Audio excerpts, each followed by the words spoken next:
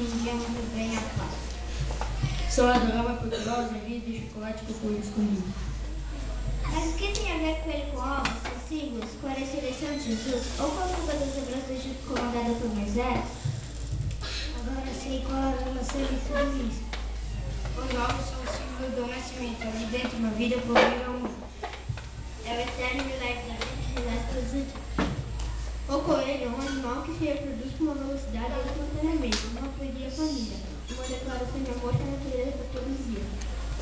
Renascer é nascer. Somos nós mesmos que renascemos nos nossos filhos. É a vida que se pereniza na família. A fuga dos hebreus é o fim dos cantores de todos. A escravidão equivale à morte. Escravizar equivale a tirar a vontade e a alma de alguém, equivale a tirar sua vida.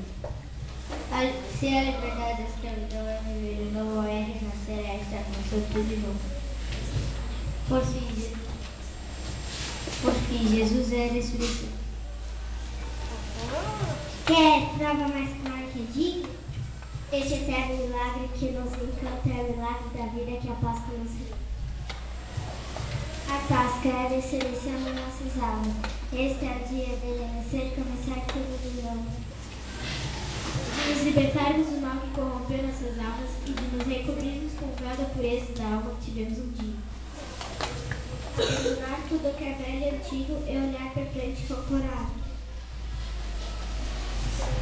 Nos dedicarmos à vida como quem abstrai os 5 livros de livro.